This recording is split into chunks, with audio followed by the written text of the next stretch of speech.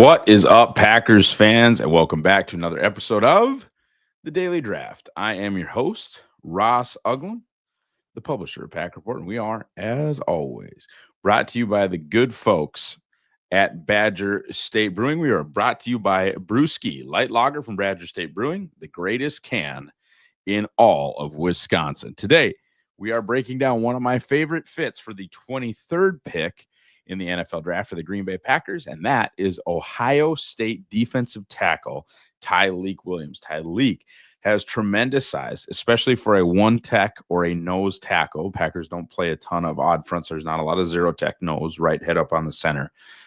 Green Bay does not do that almost ever now. But he's got great size at 6'3", 327. Great bulk and natural leverage without being too short. Think of this, maybe not exactly as a player comp, but Green Bay using a first-round pick on Kenny Clark, Green Bay using a first-round pick on B.J. Raji. It's not completely foreign or something that they would never ever do. It's kind of that vein, right? We're going to try and get a cornerstone nose tackle who gives us a little bit of pass rush upside, as both players did, both Raji and Kenny Clark. He's got great bulk and natural leverage without being too short. 5'11", 6 foot 6'1", but like he's 6'3", he's got length, and that shows up in the run game. He's an efficient and effective mover for a player his size. He's productive enough in the pass rush game that you can kind of see the vision, right? Okay, 74 pressures, 13 sacks in 4 seasons. You can see him working upfield. He's not just stuck, at the line of scrimmage or stuck 1 yard deep into the backfield. He's not just playing patty cake with the center or the guard. There's snap there. There is juice there. It's not like watching Devontae Wyatt, right? But for a nose tackle, there's hope, right? Limited tread on the tires. Ohio State was very, very good up front, which meant that he was part of a rotation. So Williams only averaged about 400 snaps per season, despite Ohio State being either, in a long playoff run like they were this last year or in a bowl game, right? Every year that he was eligible. It's not like Ohio State was having short seasons, and Tyleik stayed relatively healthy too during his time with the Ohio State Buckeyes. Incredible upper body strength, hits heavy, hands are heavy. He shocks guys when he moves them. You can see that more often than not. You're seeing that in the run game, but really, really heavy-handed, really clearly a strong upper body as a football player, and impressive when you watch him work along the trenches. I love, love, love watching this guy play football. His bull rush moves the pocket. And again, this is, we kind of talk about how much value does a nose tackle have. This certainly was part of our Tavondre Sweat discussion. It's why I did not like how high the Eagles took Jordan Davis, right? It's like a nose tackle that's just a nose tackle. What is the value? Well, we know what the value is, and that tends to be more like the second, third, fourth round. A nose tackle with a little bit of a wiggle, like a Dexter Lawrence or a prime Kenny Clark. Now that's a first-round pick, and that's what I think Tyleik Williams has at least a chance to be.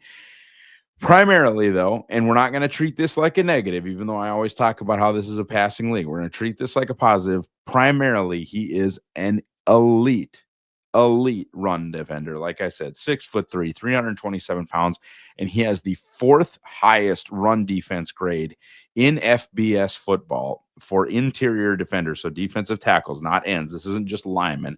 It's interior guys with at least 500 snaps. How many players is that? 105 defensive tackles played at least 500 snaps at the FBS level last year. And the guys ahead of him are like the Darius Alexander kid from Toledo, Mason Graham from Michigan. Either guys that are very good and just weren't going up against this high level of competition in Alexander, or top 5 picks like Mason Graham. This Tyleik Williams was an unbelievable run defender at Ohio State. Again, like top 4 in the country, super, super elite. And you're getting that. And I know that Green Bay's defense took big time, and we'll talk about the fit, obviously. I know that Green Bay's defense took a big time leap against the run, and you're really more worried about pass rush.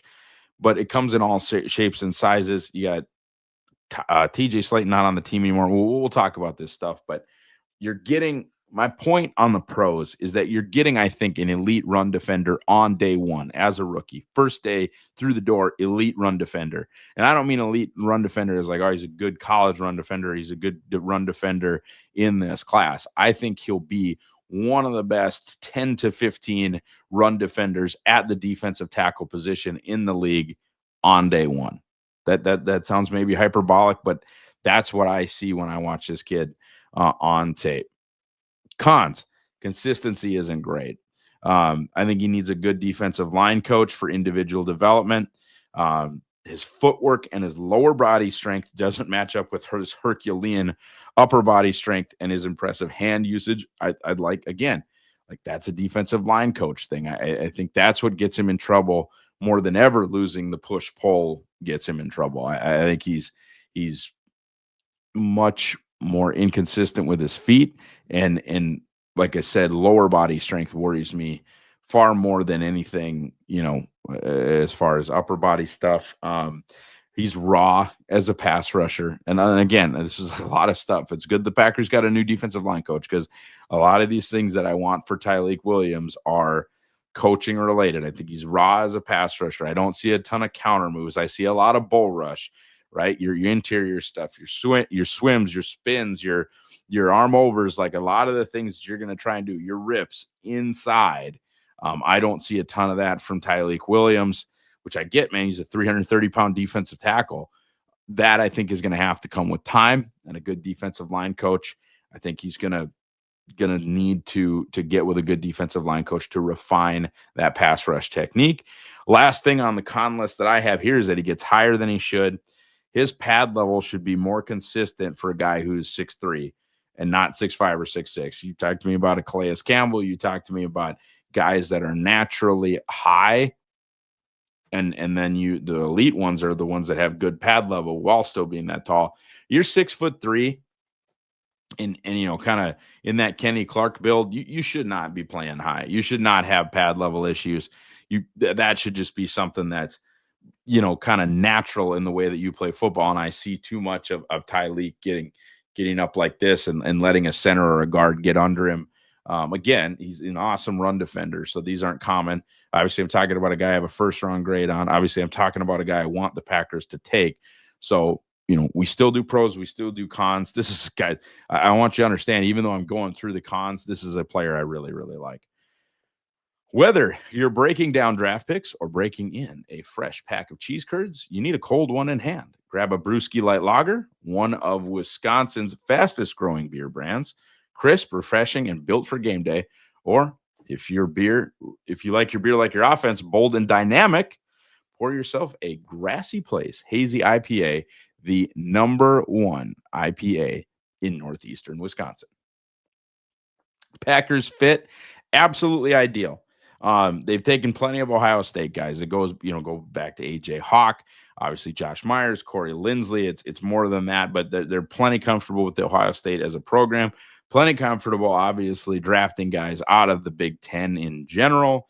And he played in the upper Midwest, played outside. That's not an issue at all. Kenny Clark isn't playing that well. Okay, they gave him a third contract. They don't love giving guys a third contract. I think they're a full season away from being able to get out of that deal without some real carnage. But if Kenny Clark has another season, maybe he's not a Packer in 2026, right? So you start to look down the future. Maybe he's a Kenny Clark replacement, or right now, maybe he's a TJ Slayton replacement. I thought TJ Slayton really came to his own now. He's one thing. TJ Slayton is what we talked about. He's a nose tackle. Okay, the wiggle ain't coming. TJ Slayton is at no point in his career going to become an elite interior pass rusher. With that said, he did his damn job and was one of the better run defending defensive tackles in football. There's a lot of run stop metrics and things like that show how much better Slayton played. I think Green Bay's overall performance as a run defense unit, I think a lot of that credit can go to TJ Slayton, but they may not bring him back. I don't know. Now, if his contract reflects his inability to rush the passer, he's probably going to be right there in Green Bay's, kind of range, and they'll want to take him. But I still don't think that would stop me if they did re-sign Slayton from taking a guy like Tyleik. I thought about it last year, right? Because that was the whole who do you cut thing, right? If you re-sign Slayton, you have Clark, you have Wyatt, and then you have Colby Wooden and Carl Brooks. Well, I really like Colby Wooden and Carl Brooks a ton, right? But I'm willing to maybe then not re-sign Devontae Wyatt, right? If Tyleik Williams can do both, because Wyatt right now is still not an elite run defender, let him go to the open market. And if Tyleik Williams can kind of have a Devontae Wyatt, and by the way, if he has a Devontae Wyatt like impact on the pass and defends the run as well as I think, he should be a top 10 pick because that's how damn good that would be. But I'm just saying from a roster construction standpoint, I'm not letting Colby Wooden or Devontae Wyatt's expiring contract or a 1-year reunion with TJ Slayton stop me from grabbing Tyleik Williams. I am just not. And they also haven't taken, and Deion Walker's maybe the only one like this. And I've thought about some diversity for the Packers. Like, I always thought Calais Campbell would be a cool addition. And there have been other of these like 6'5", 6'6", massive interior guys. Green Bay really hasn't done that. It's been a lot of those 6'1" to 6'4" guys, even their thicker guys, like their thicker nose tackles. Like Kenny Clark is not a particularly tall human. Neither was BJ Raji. They haven't gone with these huge, long defensive tackles and certainly won't do that now or are less likely to do that now that they're a 4-down where they're not trying to get those long 5-tech bodies or 4-eye bodies where you would want a 6'5", 6'6" defensive end. So this 6'3", 327 business, right in line with what I think they'll probably want to do at the defensive tackle position. Overall, Tyleik Williams is a solid first-round grade. He is my 26th overall player. If I knew that there would be more pass rush and I didn't just think that there would be more pass rush, he'd be even higher. Guys, buy the Green Bay Draft Guide powered by Packer Report. Daily is the promo code for $1 off. Have a great rest of your week. And go Pack Go.